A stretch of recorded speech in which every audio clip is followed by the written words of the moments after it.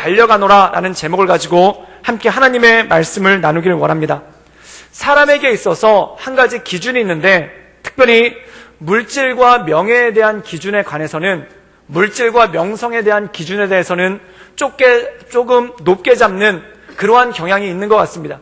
예를 들어서 우리 아이가, 우리 자녀가 반에서 2등을 했다. 이거 얼마나 좋은 일입니까? 수십 명이 한 학급에 있는데 거기서 2등을 했다는 거 굉장히 기쁘고 즐거운 일이죠. 근데 아이가 이 2등을 맞은 성적표를 가지고 와서 보여주면은 부모님 마음이 참 기쁩니다. 근데 마음 한구석에 이런 궁금증이 생기죠. 도대체 1등은 누구일까? 그런 생각이 마음에 든다는 겁니다.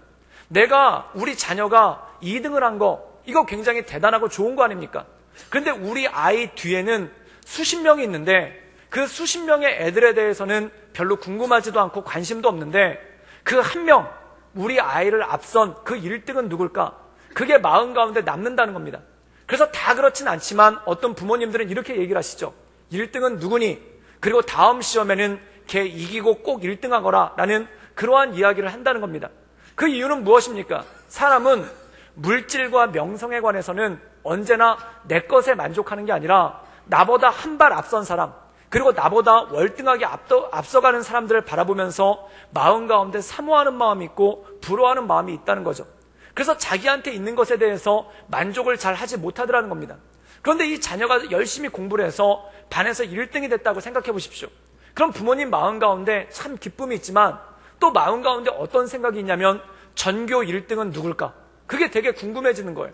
그리고 자녀에게도 반에서 1등으로 만족하지 말고 전교 1등을 한번 해보아라 라는 그러한 도전을 줄 때가 참 많다는 거죠.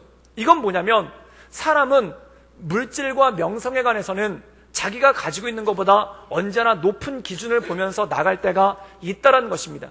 그리고 물질에 대해서도 마찬가지입니다. 만약에 내가 백만장자라면은 천만장자를 바라보면서 저 사람은 돈 많아서 좋겠다라는 그러한 생각을 할 때가 참 많더라는 것입니다.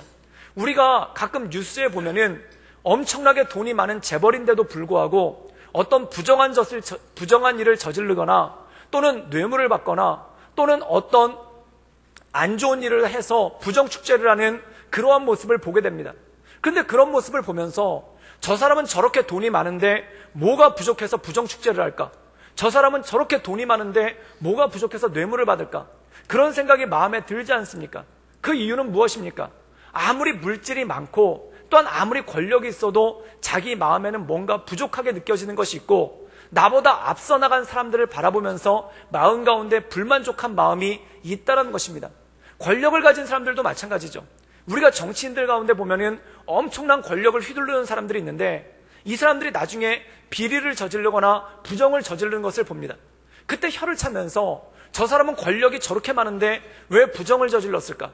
근데 그 마음 가운데 보면은 그 마음에도 불만족스러운 것이 있기 때문에 더 큰 권력을 향해서 달려가려는 그러한 마음이 사람들 마음 가운데 있다는 것입니다.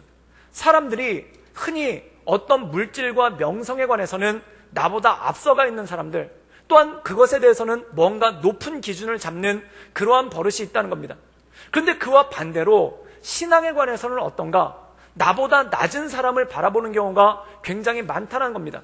물론 교회에서 직분에 관한 것이나 또는 다른 사람들한테 인정을 받는 것에 관해서 저 사람은 좋겠다라고 생각할 때도 있지만 대부분 신앙에 관해서 저 사람은 나보다 기도를 더 많이 한다, 저 사람은 나보다 말씀을 더 많이 본다, 그걸 부러워하거나 또한 그것에 대해서 높은 기준을 잡는 경우는 거의 없다라는 것입니다.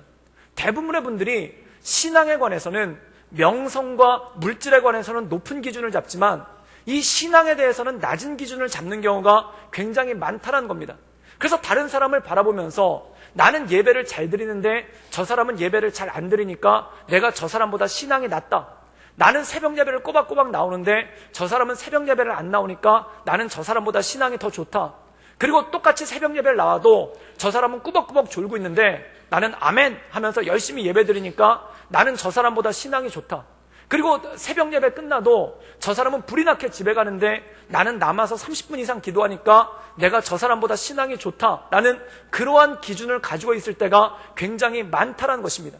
물질과 명성에 관해서는 나보다 뛰어난 사람들을 바라보지만 이 신앙에 관해서는 유독 나보다 못한 사람들을 바라보면서 그래도 내가 신앙이 좋다, 그리고 내가 저 사람보단 최소한 신앙이 나쁘지 않다라는 그러한 마음을 가지고 살 때가 굉장히 많다라는 것이죠.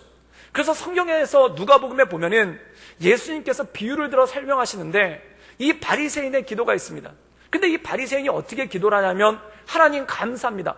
물론 감사한 건 굉장히 좋은 것이죠.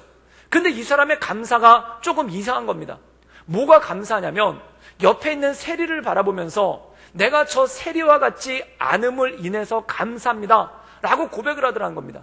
내가 저 세리와 같이 죄를 짓지 않아서, 그리고 내가 저 세리는 11조도 안 하는데 나는 11조도 하고, 저 세리는 구제도 안 하는데 나는 구제도 하고, 저 세리는 금식도 안 하는데 나는 금식도 하기 때문에 감사합니다 라는 모습이 나옵니다. 이 감사는 무엇입니까? 하나님에 대한 감사가 아니라 저 세리보다 내가 우월합니다 라는 모습을 하나님께 자랑하는 모습이 그 안에 있는 것 아니겠습니까? 사랑하는 여러분, 우리의 신앙의 연약함이 바로 그것이라는 겁니다. 나보다 더 기도하는 사람, 나보다 더 말씀 보는 사람을 보고 부러워하는 것이 아니라 나보다 못한 사람, 그리고 나보다 연약한 사람들을 바라보면서 마음 가운데 우월감을 느끼는 그러한 모습이 그 안에 있다는 것이죠. 그것이 바로 우리가 가지고 있는 연약한 신앙의 모습이 있을 때가 있는 것 아니겠습니까? 저도 신학교 입학했었을 때 어떤 일이 있었냐면은 이 신학교에서 기숙사 생활을 했습니다. 근데 신학교 기숙사는 한 가지 특별한 것이 있는데 새벽 예배를 드려야 되는 거예요.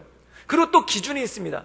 그게 뭐냐면 5번 이상 결석을 하면은 퇴사를 당하거나 또는 다음 기숙사에 신청을 못하는 그러한 일이 생기길 때가 굉장히 많습니다. 다음 학기 기숙사에 신청을 못하는 거예요. 그런데 5번까지는 용서를 해주니까 이 신학생들이 계산을 합니다. 그게 뭐냐면 보통 한 학기 때 한 50번 정도 새벽 예배를 드리는데 5번까지는 빠져도 괜찮으니까 그 5번 빠질 수 있는 카드를 쓰는 거예요. 그래서 학기 초반과 중반에는 새벽 예배를 아무 이상 없이 드립니다. 그런데 학기 후반쯤 돼서 새벽 예배가 45번 정도 넘어가기 시작하면은 그 다음부터 이 결석 카드를 쓰려고 신학교를 빠지는 학생들이 새벽 예배를 빠지는 학생들이 생기게 되죠. 그래서 새벽 예배가 학기 말에 되면은 텅텅텅 빕니다. 그 이유가 뭐냐면은 결석 카드를 쓰려고 5번 결석할 수 있는 찬스가 있으니까 그 찬스를 쓰려고 일부러 새벽 예배를 안 나오는 그런 신학생들이 참 많더라는 겁니다. 근데 저는 어떤 부류였냐면은 그것과 상관없이 학기 말에도 새벽 예배를 드리는 그러한 신학생이었습니다. 믿어주시길 바랍니다. 근데 새벽 예배 나가보면은 텅텅 비어있는 거예요. 근데 그때 마음 가운데 어떤 생각이 드냐면은 뭔가 우월감이 들고 마음이 굉장히 뿌듯한 거예요. 그래서 기도를 하는데 어떤 기도를 하냐면 주여, 내가 새벽 예배를 출석에 연연해서 나오는 이들과 같지 않음을 인하여 감사합니다. 그런 감사가 나오고, 또 그들은 새벽 예배를 자신들의 이익의 도구로 쓰려고 하지만 저는 그렇지 않음을 인하여 감사합니다. 그런 감사라는 거예요. 새벽 예배 때 은혜를 받아서, 또한 새벽 예배를 온전하게 내가 하나님 앞에 나가서 그걸 가지고 감사한 게 아니라 다른 사람들은 안 나왔는데 나는 나왔으니까 감사합니다, 이렇게 감사라는 거예요. 그리고 새벽 예배가 끝나고 기숙사에 올라가 보면은 제 친구는 엎어져서 잠을 자고 있죠. 그럼 그 친구를 바라보면서 마음 가운데 기쁨이 있는 거예요. 그게 뭐냐면 둘이 똑같이 신학교를 왔으나 한 명은 엎어져서 잠만 자고 있고 한 명은 출석을 안 해도 됨에도 불구하고 출석을 해서 이 기도하고 왔다라는 그 뿌듯함이 마음 가운데 있는 겁니다. 그래서 왠지 앞서가는 느낌, 그리고 왠지 떡잎부터 알아본다는데 나는 떡잎이 푸릇푸릇한데 쟤는 노란 것 같은 그런 느낌을 바라보면서 마음 가운데 우월감을 느낀다는 거죠. 그래서 그렇게 마음 가운데 우월감을 느끼다 깜짝 놀라는 거예요. 이렇게 교만할 수가 있나. 그러면서 또 회개 기도를 하는 거예요. 그러다 또 깜짝 놀라는 거예요. 이렇게 겸손할 수가 있나. 새벽 예배 갔다 온 것도 모자라가지고 그거 가지고 교만하지 않게 해달라고 기도하다니 이렇게 겸손할 수도 있나. 근데 그 겸손의 기준이 뭡니까? 그 우월감의 기준이 뭡니까? 결국 새벽 예배 안 나오고 있는 내 친구를 바라보면서 그것 때문에 우월감을 느끼고 그것 때문에 기뻐하는 그러한 모습이 그 가운데 있더라는 것이죠. 사랑하는 여러분, 실제로 우리가 신앙생활을 할 때 그러한 모습을 보이는 경우가 얼마나 많습니까? 저 사람은 나보다 봉사를 덜 하는데, 저 사람은 나보다 예배를 잘 참석하지 않는데, 저 사람은 굉장히 게을른데 나는 그보다 부지런하고 나는 그보다 열심히 있고 나는 그보다 예배를 잘 참석하니까 나는 우월한 신앙을 가지고 있다 라고 생각할 때가 굉장히 많더라는 것입니다. 그런데 오늘 사도 바울은 이 빌립보서 말씀을 통해서 우리에게 새로운 관점을 가지고, 즉 다른 사람을 바라보며 다른 사람과 비교하며 신앙생활을 하는 것이 아니라 하나님을 바라보며 나가는 것, 즉 다시 말해서 표대를 향해 나가는 삶에 대해서 우리에게 말씀하고 있다는 것입니다. 우리 함께 빌립보서 3장 12절에서 13절까지의 말씀을 읽도록 하겠습니다. 우리 다 같이 읽겠습니다. 시작. 내가 이미 얻었다함도 아니요 온전히 이루었다함도 아니라 오직 내가 그리스도 예수께 잡힌 바 된 것 그것을 잡으려고 달려가노라. 형제들아, 나는 아직 내가 잡은 줄로 여기지 아니하고 오직 한 일, 즉 뒤에 있는 것을 잊어버리고 앞에 있는 것을 잡으려고. 아멘. 오늘 말씀 가운데 보면은 사도 바울이 자기에 대해서 이렇게 고백하고 있습니다.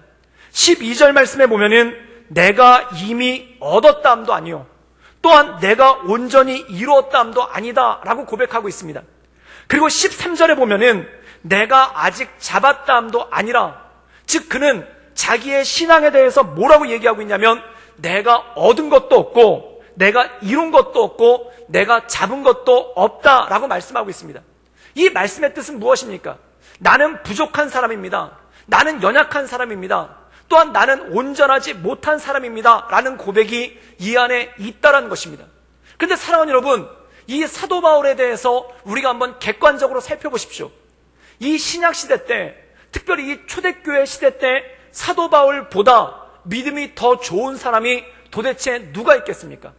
우리가 이 사도 바울을 바라보면은 신약 성경이 27권인데 이 27권의 신약 성경 중에 11권을 쓴 사람이 사도 바울입니다. 그리고 양으로 보면은, 내용과 양으로 보면은 신약 성경의 절반 정도를 쓴 사람이 바로 사도 바울입니다. 이 신약 성경은 총 9명이 썼습니다. 이 9명이 썼는데 그 중에 한 명인 사도 바울이 약 절반 가까운 성경의 양을 쓴 거예요. 사랑하는 여러분, 그가 신약 성경의 절반 가까이를 썼다면 그가 얼마나 영성이 뛰어나고 또한 그것에 못지않은 지식이 있고 또한 그것에 못지않은 능력이 있다는 건 당연한 거 아닙니까? 또한 성경은 인간의 지혜로 쓴 것이 아니라 하나님의 계시로 쓴 거 아닙니까? 하나님께서 다른 사도들보다 이 사도 바울에게 특별히 더 계시를 보여주시고 또한 이 사도 바울에게 성령 충만하게 하셔서 이 성경을 쓸 수 있는 능력을 감당하게 하셨다는 것이죠. 그런데 이 사도 바울이 책상에 앉아서 성경만 쓴 것이 아니라 그는 또한 다니면서 복음을 전하고 전도했던 사람입니다. 그래서 이 사도 바울이 그 당시에 있었던 사도들 가운데 가장 많이 교회를 개척했고 그 당시에 있던 다른 제자들보다 더 많은 사람을 전도했던 사람이 바로 사도 바울이라는 것입니다. 그래서 이 신약시대, 특별히 초대교회를 통틀어서 사도 바울만큼 성경을 많이 쓴 사람도 없고 사도 바울만큼 교회를 많이 개척한 사람도 없고 사도 바울만큼 다른 사람들을 많이 전도한 그러한 사도가 단 한 명도 존재하지 않는다는 겁니다. 사랑하는 여러분, 게다가 더 중요한 게 있는데 사도 바울은 다른 사도들보다 늦게 예수님을 믿었어요. 그리고 사도 바울은 다른 사도들보다 늦게 사도가 되었습니다. 그럼 여러분 대단한 거 아닙니까? 달리기로 비유하자면 가장 늦게 출발한 사도가 가장 늦게 출발한 사람이 가장 앞장서서 달리는데 다른 사람들보다 월등히 앞장서서 달리고 있습니다. 그럼 이거만큼 자랑스럽고 이거만큼 좋은 것이 어디 있겠습니까? 사랑하는 여러분, 예를 들자면 이런 것이죠. 가장 늦게 신앙생활을 했는데 다른 사람들보다 은사가 더 많아요. 가장 늦게 신앙생활을 시작했는데 다른 사람들보다 훨씬 더 충만해요. 또한 다른 사람들보다 늦게 신학교에 갔는데 목사 안수를 가장 먼저 받았어요. 또한 다른 사람들보다 늦게 예수님을 믿었는데 교회에서 가장 주목받고 있는 일꾼이 됐어요. 또한 주일학교 교사를 다른 사람들보다 훨씬 늦게 시작했는데 그 반이 부흥하고 2배, 3배가 되더라는 겁니다. 또한 제일 약한 구역을 맡아서 가장 늦게 구역장이 됐는데 내가 맡은 구역이 2배, 3배 부흥하고 분위기도 굉장히 좋아요. 그럼 마음 가운데 얼마나 흡족함이 있고 마음 가운데 얼마나 즐거움이 있겠습니까? 그럼 그런 거를 바라보면서 성경 구절 중에 떠오르는 구절이 있겠죠. 먼저 된 자가 나중되고 나중된 자가 먼저 된다. 이 구절이 나를 위한 말씀이구나. 그걸 생각하면서 마음 가운데 얼마나 뿌듯함이 있고 마음 가운데 얼마나 즐거움이 있겠습니까? 그럼 만약에 사도 바울이 그런 마음을 가지고 이 로마의 감옥에 앉아서 자기 인생을 회상해 보니까 자기가 누구보다도 성경을 많이 썼고 또한 자기가 누구보다도 전도를 많이 했고 자기가 누구보다 교회를 더 많이 세운 거예요. 다른 사람들보다 훨씬 더 늦게 출발했는데 훨씬 더 많은 사역을 감당하고 훨씬 더 월등한 사역을 감당한 거 아닙니까? 그럼 마음 가운데 얼마나 뿌듯함이 있고 마음 가운데 얼마나 좋음이 있겠습니까? 그래서 만약에 그가 그 마음을 가졌다면 이렇게 표현했을 거예요. 나보다 성경 더 많이 쓴 사람이 있으면 나와보라고 그래. 지금 초대교회에서 나보다 더 교회 개척 많이 한 사람이 있으면 나와보라고 그래. 지금 이 초대교회에서 나보다 더 전도 많이 한 사람이 있으면 나와보라고 그래. 마음 가운데 우월감을 가지고 나름대로 기쁨과 즐거움을 가지고 살 거 아닙니까? 사랑하는 여러분, 이렇게 마음 가운데 우월감이 있는 사람의 특징은 뭐냐면 또 하나 뭐가 필요하냐면 다른 사람도 나를 우월하다고 인정해줘야 되는 거예요. 자기 혼자 나는 우월하다 이것만 가지고 끝나는 게 아니라 다른 사람도 나를 우월하다고 말해줘야 마음 가운데 만족함이 있는 거예요. 그래서 이런 경우에는 어떤 일이 생기냐면 다른 사람의 칭찬과 관심과 인정에 관심을 기울일 때가 굉장히 많더라는 거예요. 그래서 나는 나를 우월하다고 생각하는데 다른 사람이 나를 칭찬해주지 않으면, 나는 다른 사람보다 우월하다고 생각하는데 다른 사람이 나에게 주목해주지 않으면 마음 가운데 섭섭함이 오고 마음 가운데 힘듦이 오는 거라는 것입니다. 그런데 사랑하는 여러분, 중요한 것은 이것입니다. 사도 바울이 사람들의 칭찬에 연연해하지 않았다는 것입니다. 그럼 그가 더 많이 성경을 쓰지 않아서, 교회를 개척하지 않아서, 또는 전도를 하지 않아서 연연하지 않은 게 아니라는 것입니다. 그럼 왜 그가 연연하지 않았을까요? 그가 칭찬에 연연하지 않았던 이유는 뭐냐면 자신이 칭찬받을 자로 여기지 않았기 때문에 그렇다는 겁니다. 우리는 자기 스스로를 칭찬받지 않을 자로 여기는 것을 겸손하다고 표현을 합니다. 그럼 겸손은 어디서 옵니까? 칭찬받지 않기로 작정하면 겸손해집니까? 어떤 분들은 이렇게 얘기를 합니다. 마음을 비우면 겸손해진다고 얘기합니다. 그런데 마음을 비워도 어떻게 겸손해질 수 있겠습니까? 사랑하는 여러분, 겸손은 마음을 비워서 오는 것이 아니라 언제 오는가? 우리 인생의 관점을 바꿀 때 온다라는 겁니다. 만약에 사도 바울이 다른 사도들과 비교해서 내가 다른 사도들보다 우월하다라고 느끼면은 그는 칭찬을 갈구할 거예요. 사도 바울, 당신이 다른 사람들보다 성경을 많이 썼습니다. 그걸 이제 알았어? 사도 바울, 당신이 다른 사람들보다 교회를 더 많이 개척했습니다. 그걸 이제 알았어? 사도 바울, 당신이 다른 사람들보다 전도를 더 많이 했습니다. 그걸 이제 알았어? 그러면서 기뻐했을 거예요. 그런데 사도 바울의 기쁨은 그게 아니었다는 것입니다.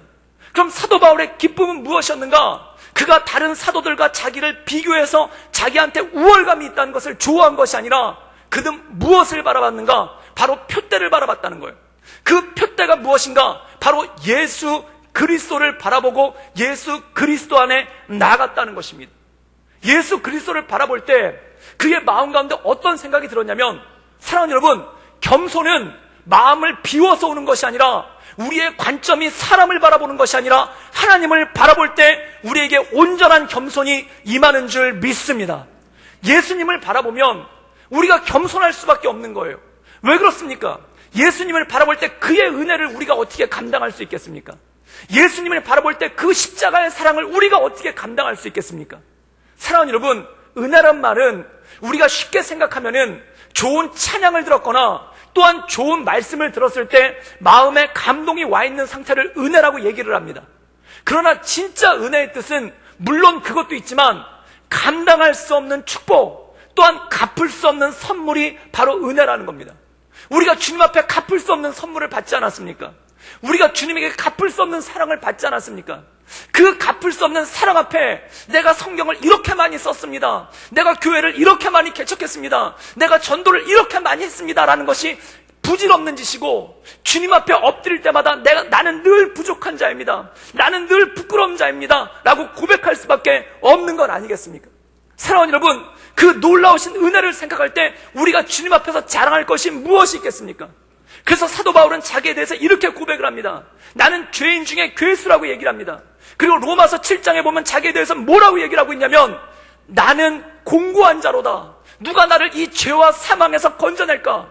그렇다면 그가 곰곰이 생각해보니까 나는 죄가 많아, 나는 곰곰이 생각해보니까 나는 죄인 중에 괴수야 라고 해서 죄를 깨달은 게 아니라는 겁니다. 그럼 무엇을 바라봤을 때 죄를 깨달았는가? 예수 그리스도를 바라봤을 때, 그리고 예수 그리스도께 가까이 가면 갈수록 자기의 연약함이 나타나기 시작하더라는 겁니다. 사랑하는 여러분, 우리가 다른 사람을 바라보면 내가 저 사람보다 우월한 신앙을 가지고 있다, 이것 때문에 우월감을 느끼는 거예요. 그러나 우리가 예수 그리스도께 나가면 예수 그리스도는 빛이시기 때문에 그 빛 앞에 나의 부끄러움이 드러나고, 예수 그리스도는 빛과 영광이시기 때문에 그 거룩함 앞에, 그 영광 앞에 나의 부끄러운 모습이 나타나기 때문에 내가 꿇어 엎드릴 수밖에 없는 것 아니겠습니까? 사랑하는 여러분, 이 뒤에 스크린, 이 스크린 굉장히 부담스럽습니다. 어마어마하게 제 얼굴이 크게 나와요. 근데 감사한 거는 이 스크린이 흐려요. 그래서 감사해요.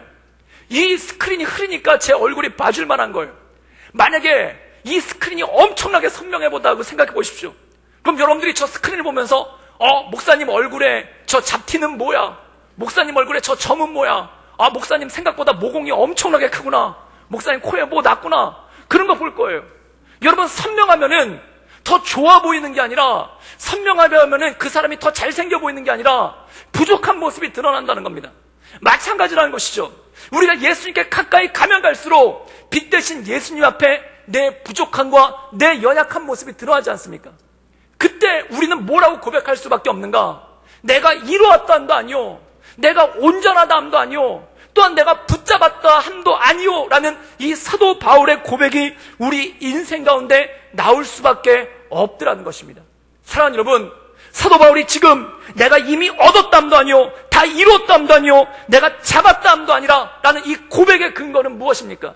다른 사도들과 비교해 봤었을 때 나의 뛰어남을 바라보며 얘기한 게 아니라, 내가 그리스도를 바라봤을 때 그 갚을 수 없는 은혜 앞에, 그 크신 사랑 앞에 나는 아무것도 이룬 것이 없고, 나는 아무것도 얻은 것이 없고, 나는 아무것도 붙잡은 것이 없습니다라는 이러한 고백을 할 수밖에 없더라는 것입니다.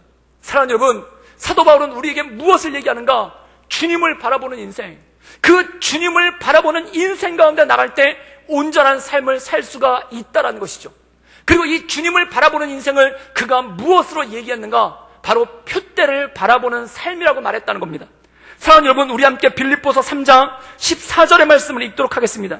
우리 다 같이 읽겠습니다. 시작. 표대를 향하여 저 예수 안에서 하나님이 위에서 부르신 부르심의 상을 위하여 달려가노라. 오늘 말씀 가운데 보면은 나는 표대를 향해 달려간다고 얘기합니다. 그럼 사랑하는 여러분, 표대는 무엇입니까? 많은 사람들이 표대, 그러면 인생의 목표를 세우고 나가야 된다, 인생의 꿈을 가지고 나가야 된다, 또는 인생의 어떤 비전을 가지고 나가야 된다라고 생각합니다. 그런데 사랑하는 여러분, 열심히 사는 것만큼이나 중요한 것이 뭐냐면 내 인생의 어떠한 표대를 향해 나가느냐, 이것이 중요한 거 아니겠습니까? 사도 바울은 그의 인생을 통해서 처음에 잘못된 표대를 향해서 나갔어요. 그 잘못된 표대가 무엇입니까? 바로 예수님을 믿는 사람들을 핍박하고 교회를 무너뜨리고 박해하는데 그가 최선을 다해서 살았어요. 살면서 가장 끔찍한 게 뭔지 아십니까? 악인이 부지런한 거예요. 세상에 악인이 부지런한 것만큼 끔찍하고 어려운 게 없습니다. 악인은 조금 게을러준 게 좋아요. 그런데 악인이 부지런하잖아요. 악한 목표를 세우고 거기에 부지런히 달려가잖아요. 그럼 이 사람만큼 잔인한 사람이 없다는 거예요. 그런데 사도 바울이 어땠는가? 그가 악한 표대를 세워놓고 그것을 향해서 부지런히 달려갔다는 사람입니다. 그래서 이 빌립보서 앞에 있는 3장 앞에 있는 구절에 보면은 사도 바울이 자기를 이렇게 고백합니다. 나는 유대인 중에 유대인이요, 또한 내가 바리새인 중에 바리새인이요, 또한 내가 다른 사람들보다 열심히 특심하여 교회를 박해하는 것에 최선을 다했다는 겁니다. 성경을 보면 깜짝 놀랐는데 박해를 비전 트립하면서 하는 사람은 이 사람밖에 없어요. 박해하기 위해서 여행을 떠나요. 박해하기 위해서 비전 트립을 가요. 그런데 이 사람이 자기 잘못된 표대를 향해서 열심히 달려가다 어디서 무너집니까? 다메섹 길가에서, 다메섹을 올라가던 그 길가에서 그가 예수님을 만나봤을 때 그의 인생이 완전히 바뀌지 않습니까? 그의 인생의 표대 자체가 달라진 거예요. 그의 인생의 목표 자체가 달라진 거예요. 그의 인생 가운데 그 달라진 표대가 무엇인가? 오늘 말씀 가운데 이렇게 얘기한다는 겁니다. 표대를 향하여 그리스도 예수 안에서 하나님이 위에서 부르신 부름의 상을 위하여 달려가노라. 즉 예수 안에 있는 표대, 하나님께서 내게 주신 그 부르심의 표대를 향해서 내가 달려가게 된다라는 것이죠. 사랑하는 여러분, 인생에는, 모든 사람에게는 인생의 전환점이라는 게 필요합니다. 이 사도 바울은 잘못된 표대를 향해서 달려가다가 그가 다메섹 길가에서 예수님을 만났을 때 그의 인생의 표대가 잘못된 표대에서 예수 안에 있는 표대로 바뀌게 된 거예요. 성경에 보면 비슷한 사람이 있습니다. 누가복음 19장에 보면은 삭개오라는 사람이 등장해요. 근데 이 삭개오라는 사람이 성경에 어떻게 기록하고 있는가? 그는 키가 작았다라는 거예요. 제가 성경에서 찾아보니까 키가 작았다라고 표현된 사람은 삭개오 외에는 없는 것 같아요. 혹시 누가 찾으면 저한테 연락 주시길 바랍니다. 삭개오 외에는 없는 것 같아요. 그럼 이 사람은 진짜 키가 작은 거예요. 그럼 단지 이 키가 작았다는 의미가 뭐냐면 키높이 구두 같은 걸로 커버할 수 있는 그런 키가 아니었다는 겁니다. 장애가 있었다는 거예요. 몸이 엄청나게 왜소했다는 겁니다. 즉 정상적인 삶을 살 수 없을 정도로 그가 굉장히 왜소한 몸을 가지고 태어났다는 겁니다. 사랑하는 여러분, 요즘처럼 복지와 또한 요즘같이 인권이 발달된 지금 같은 시대에도 이러한 왜소한 몸을 가지고 태어나면 어려움이 참 많습니다. 그런데 하물며 2000년 전에 얼마나 어려웠겠습니까? 그 왜소한 몸을 가지고, 그 작은 몸을 가지고 태어나면서 얼마나 많은 사람들에게 멸시와 천대를 받았겠습니까? 그래서 이 사람이 자기 인생 가운데 표대를 세운 거예요. 그 표대가 뭐냐? 무시당하지 않으면서 살자. 무시받지 않으면서 살자. 그럼 어떻게 하면 무시 안 당하면서 살 수 있는가? 돈을 많이 벌면 될 거 아니에요. 그래서 이 삭개오라는 사람의 인생의 표대가 돈인 거예요. 물질인 거예요. 그래서 그가 그 표대를 향해서 열심히 달려가서 성경 말씀에 보면 그것을 이뤘어요. 그래서 삭개오에 대해서 뭐라고 표현하고 있냐면 그는 세리장이요 부자였더라. 남들이 무시할 수 없는 만큼의 부를 이룬 거예요. 근데 문제는 무엇인가? 허무하더라는 것입니다. 그렇게 부를 이루고 나면은 남들이 무시하지 못할 정도의 지위와 부를 이루고 났으면 기뻐야 되는데 마음이 허무한 거예요. 그래서 그 허무함을 이기지 못해서 뽕나무 위로 올라가서 예수님을 보려고 하지 않습니까? 근데 놀라운 게 있는 거예요. 그의 인생 가운데 예수님이 찾아오시는 거예요. 삭개오야, 오늘 밤 내가 너의 집에 유하여야 되겠다. 삭개오의 인생 가운데, 삭개오의 집에, 그리고 삭개오의 삶에 예수님이 들어왔을 때 그의 인생 가운데 인생의 전환점이 바뀌는 거예요. 옛날은 물질을 바라보며 살던 삶이었는데 그의 인생의 전환점이 온 거예요. 그래서 그가 이렇게 고백합니다. 내 재산의 반을 가난한 사람들에게 나누어 주겠습니다. 또한 내가 누군가의 물건을 강제로 빼앗은 것, 토색한 것이 있다면 내가 그것을 4배나 갚겠습니다. 사랑하는 여러분, 만약에 그 말씀대로 한다고 생각해 보세요. 그럼 그는 가난해지는 거예요. 그는 알거지되는 거예요. 자기가 여태까지 쌓았던 물질을 다 잃어버리게 되는 거예요. 그런데 왜 그것을 결단하게 됩니까? 그의 인생의 전환점이 온 겁니다. 예수 그리스도를 만나는 순간 옛날엔 물질이라는 푯대를 향해서, 저 물질이라는 푯대를 향해 달려가야 사람들이 나를 무시하지 않을 것이다, 나를 우습게 보지 않을 것이다, 그 푯대를 향해 달려갔는데 예수님을 만나는 순간 그것이 다 부질없는 것이 되고 그것이 다 배설물 같다는 것을 깨달은 거예요. 그리고 예수님을 향해 나가지 않습니까? 이것이 바로 온전한 푯대를 향해 나가는 삶이라는 것입니다. 우리가 종교개혁을 일으킨 루터라는 사람이 있어요. 이 루터는 원래 법률가가 되려고 법을 공부했습니다. 그래서 친구랑 같이 학교를 가다가 벼락이 떨어져가지고 친구가 그 벼락에 맞아 죽는 걸 옆에서 본 거예요. 그때 마음 가운데 두려움이 왔어요. 그 두려움이 얼마나 컸는지, 죽음에 대한 두려움, 그리고 죄 때문에 죽는다라고 하니까 그 죄에 대한 두려움이 가득한 거예요. 그래서 그가 그 죄에 대한 두려움을 이겨보려고 어떤 일을 했냐면 좋다는 건 다 해본 거예요. 그래서 로마에 있는 바티칸에 있는 성당에 가가지고 무릎으로 기어 올라가면 죄를 용서받을 수 있다라는 그 계단에 가가지고 거기서 수십 번, 수백 번을 무릎으로 기어 올라서 무릎이 다 헐고 찢어지도록 그렇게 걸어다녔는데도 죄의 문제가 해결이 안 되는 거예요. 무릎으로 그렇게 기어 올라갔는데도 죄의 문제가 해결이 안 되는 거예요. 그래서 그가 나중에 수도원에 들어갔는데 수도원에서도 죄의 문제가 해결이 안 돼서 그 수도원에서 고해성사라는 게 있지 않습니까? 천주교는 고해성사가 있지 않습니까? 사지한테 고해성사를 하는데 매일같이 엄청나게 많이 가서 고해성사를 하는 거예요. 그래서 이 사람이 얼마나 자주 그리고 얼마나 많이 왔는지 이 고해성사를 받던 사제가 루터가 멀리서 오는 걸 보고 도망을 갔다고 그래요. 그러니까 그 도망가는 사제 뒤를 루터가 따라가면서 사제여, 내 죄를 용서해 주십시오 라고 하니까 사제가 뒤를 돌아보면서 뭐라고 얘기했냐면 자네에겐 죄가 없네, 다시는 나를 찾아오지 말게. 그러면서 산꼭대기로 도망을 갔대요. 그런데도 죄의 문제가 해결이 안 되는 거예요. 그러던 그가 거하고 있던 그 작은 방에서 하나님의 말씀을 읽었을 때, 로마서 8장 1절 2절의 말씀을 읽었을 때 그때 그의 문제가 해결된 거예요. 그러므로 이제 그리스도 예수 안에 있는 자에게는 결코 정죄함이 없나니 2절에 이는 그리스도 예수 안에 있는 생명의 성령의 법이 죄와 사망의 법에서 너를 해방하였습니다. 이 말씀을 보는 순간 그가 예수 그리스도를 만난 거예요. 이 말씀 가운데 임재하신 예수 그리스도를 만난 거예요. 죄의 문제를 어떻게 해결하는가? 예수 그리스도 안에 있을 때 죄와 사망의 법에서 우리가 해방된다. 그 말씀이 그의 인생을 붙잡고 그가 변화된 거예요. 두려움에 떨던 삶에서, 죄의 문제 때문에 고민하던 삶에서 그가 해방감을 맛보고 하나님 앞에 나온 거 아닙니까? 그리고 그는 평생을 이 말씀을 붙잡고 나갑니다.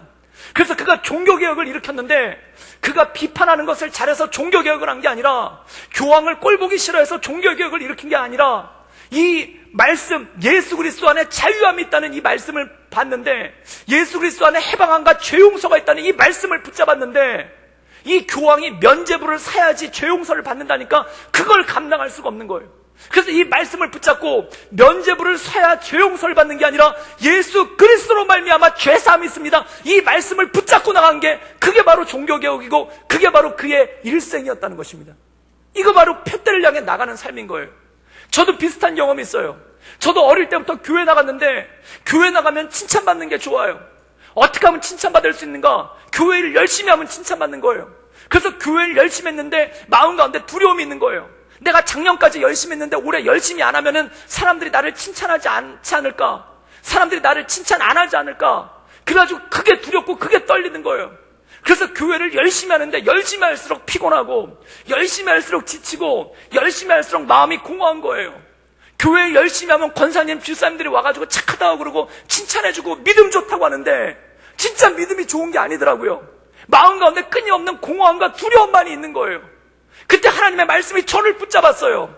요한일서 4장 10절 말씀, 사랑은 여기 있으니 우리가 하나님을 사랑한 것이 아니오 하나님은 우리를 사랑하사 우리 죄를 위하여 그 아들을 화목제로 보내셨도다. 내가 뭔가 열심히 해서 내가 뭔가 칭찬받는 모습을 보여줘서 하나님이 나를 사랑하는 게 아니라, 내 모습 그대로, 내가 예수님을 알기도 전에, 내가 예수님을 믿기도 전에, 내가 교회에도 나오기 전에 나를 이미 사랑하셔서 나를 택하시고 나를 부르신 그 하나님의 사랑 앞에 제가 엎드릴 수밖에 없었습니다. 그래서 그 다음부터 이 찬양을 하는 거예요. 주 예수 알기 전 주 나를 먼저 사랑했네. 내가 주님을 알기도 전에 주님이 나를 먼저 사랑했네. 그게 내 인생의 힘이 되는 거예요. 그리고 제 인생의 표대가 그 주님, 나를 먼저 사랑하신 주님, 내가 주님을 사랑하기도 전에 나를 먼저 사랑하셔서 십자가를 지신 그 주님을 전하는 것이 제 인생의 표대가 되고 제 인생의 목표가 된 거 아니겠습니까? 사랑하는 여러분, 이 임용남이라는 목사님이 있습니다. 이분은 1950년대에 태어나셨어요. 한국전쟁 중에 태어나셨어요. 그런데 한국전쟁이 끝나고 모두가 가난할 때 이 집은 제법 부유했다고 그래요. 왜냐하면 아버지가 경찰관이었어요. 그런데 아버지가 노름을 좋아해가지고 도박에 손을 댄 거예요. 그래서 도박에 손을 대다가 집에 있는 모든 재산을 까먹고, 그리고 경찰직에서도 쫓겨나게 된 거예요. 그럼 이분이 회개를 하고 노름을 끊으면 되는 거 아닙니까? 근데 이분이 점쟁이를 찾아간 거예요. 근데 점쟁이가 뭐라고 얘기를 했냐면, 당신은 닭이고 당신 아들은 지네다. 둘이 상극이라는 거예요. 그래서 둘이 한 집에 살면은, 둘 중에 하나가 살아있으면은 망한다는 거예요. 그래가지고 그 아버지가 그 얘기를 듣고 술을 잔뜩 마시고 와서 자기 아들의 목을 조른 거예요. 5살밖에 안 되는 아들의 목을 조른 거예요. 어머니랑 가족들이 뜯어 말려가지고 간신히 살았어요. 근데 그 이후에도 아버지가 계속 죽이려고 덤벼드는 거예요. 그래서 결국 그걸 견디지 못하고 7살에 집에서 도망쳐 나왔어요. 이 7살짜리 아이가 집에서 도망쳐 나왔으니 갈 데가 어디 있겠습니까? 장터에서 거렁뱅이로 산 거예요. 쓰레기통을 뒤지면서, 쓰레기 더미를 뒤지면서 그거 가지고 먹고 산 거예요. 그분이 한 얘기 중에 보면 이런 얘기가 있어요. 봄에는 쓰레기통에 별게 없었지만 여름과 가을에는 제법 건질 게 있었죠. 사과와 배껍질, 참외껍질, 가끔은 옥수수대와 생선뼈도 나왔으니까요. 과일 쓰레기통을 뒤지면서 과일 껍데기를 먹으면서 연명하고 그 생선 가시에 붙어있는 그 살을 발라 먹으면서 그러면서 연명을 하면서 사는 거예요. 7살 때부터 그러고 장터에서 산 거예요. 얼마나 힘들었겠습니까? 근데 그걸로 끝나는 게 아니에요. 그때 대대적인 거렁뱅이 단속력이 내려가지고 거기 잡혀가서 이 서해 앞바다에 있는 어떤 섬에 끌려간 거예요. 그 섬이 삼천교육대처럼 모질었다고 그래요. 그래서 거기서 엄청나게 많은 노동과 그 다음에 구타와 모욕을 당하면서 그 수용소 같은 생활을 하다가 거기서 결국 탈출한 거예요. 탈출하니까 나이가 몇 살이냐면 14살. 그 14살에 세상에 풍파를 다 겪은 거예요. 그런데 거기를 탈출해서 나와봐도 또 별게 있겠습니까? 또 거렁뱅이죠. 또 쓰레기통을 뒤지면서 그렇게 살고 있는 거예요.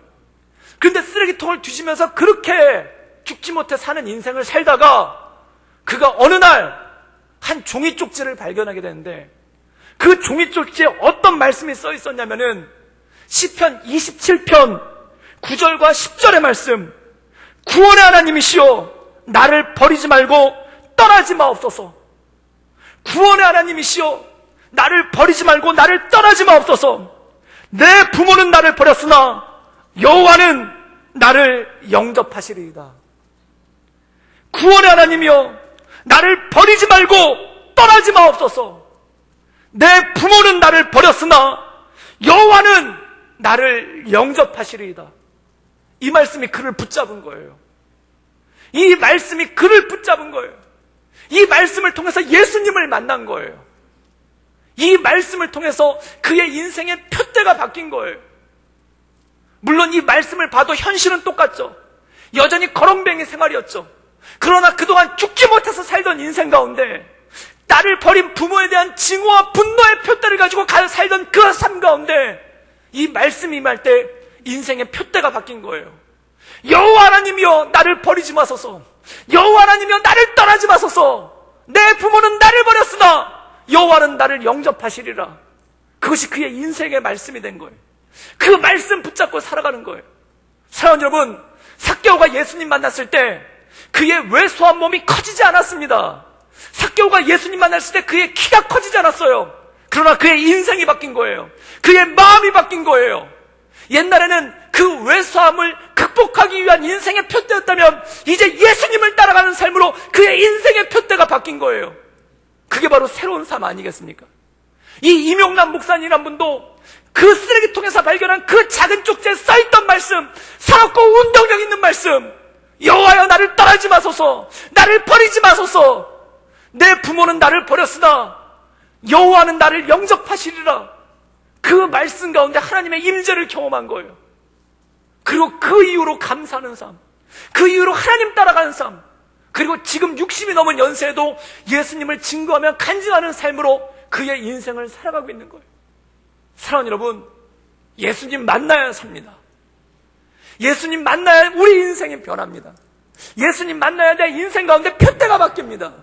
세상의 표대, 세상의 자존심이라는 표대, 세상의 명예라는 표대, 세상의 물질이라는 표대, 또한 세상의 헛된 것을 따라가던 그 표대, 달려가면 달려갈수록 허무하고 달려가면 달려갈수록 허탄한 그 표대에서 예수 그리스도를 만나기 시작할 때 진정한 인생의 표대, 바로 예수 그리스도를 향해 달려가는 삶입니다.